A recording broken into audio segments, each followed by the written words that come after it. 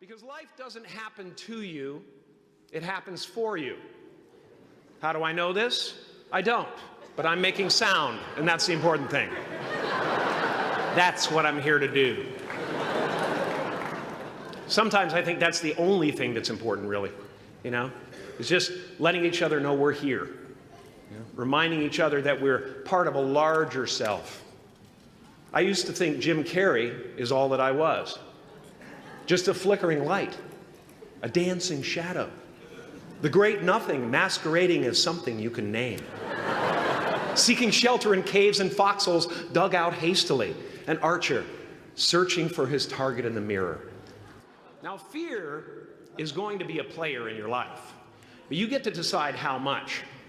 You can spend your whole life imagining ghosts, worrying about the pathway to the future, but all there will ever be is what's happening here, and the decisions we make in this moment, which are based in either love or fear. So many of us choose our path out of fear disguised as practicality.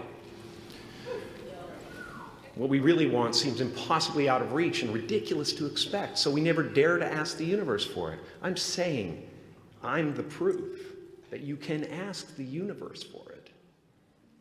Please. And if it doesn't happen for you right away, it's only because the universe is so busy fulfilling my order.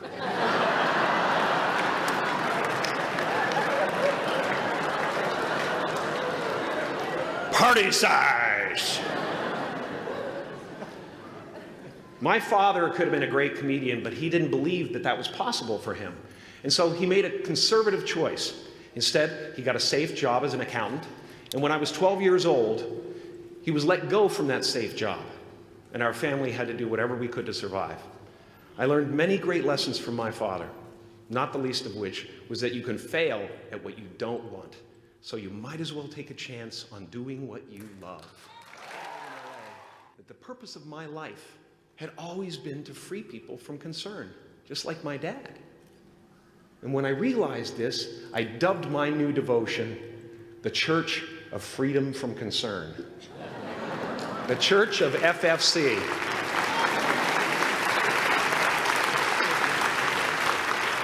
And I dedicated myself to that ministry. What's yours? How will you serve the world? What do they need that your talent can provide? That's all you have to figure out. As someone who's done what you're about to go and do, I can tell you from experience, the effect you have on others is the most valuable currency there is.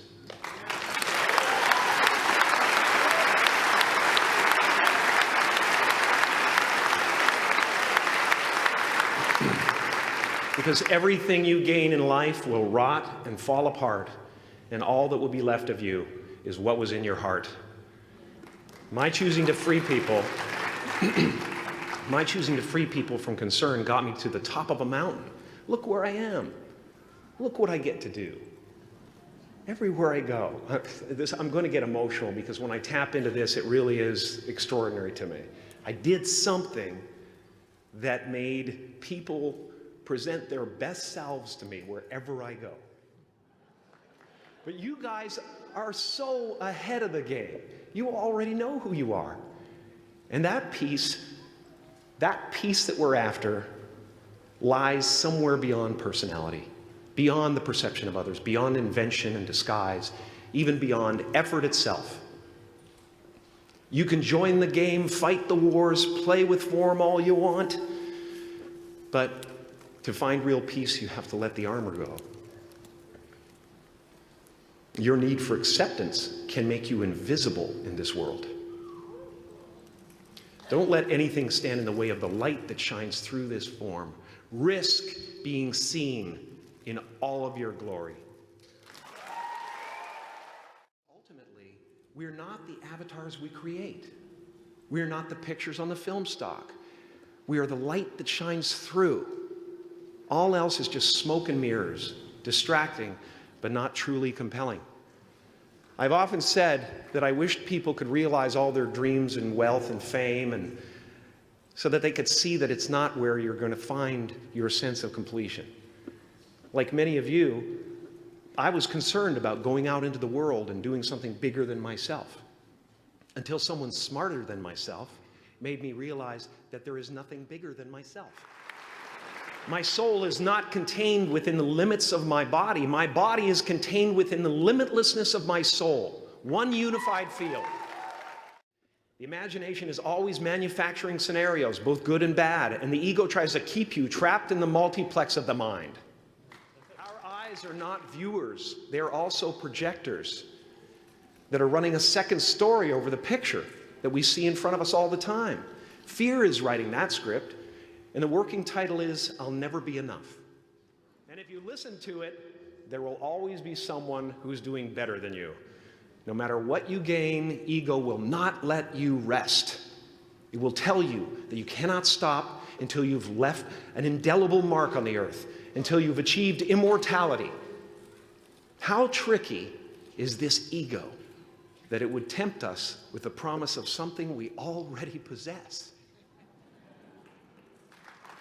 As far as I can tell, it's just about letting the universe know what you want and working toward it while letting go of how it comes to pass. Your job is not to figure out how it's going to happen for you, but to open the door in your head. And when the door opens in real life, just walk through it. Say, life doesn't happen to you, it happens for you.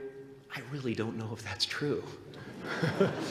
I'm just making a conscious choice to perceive challenges as something beneficial so that I can deal with them in the most productive way. You'll come up with your own style. That's part of the fun.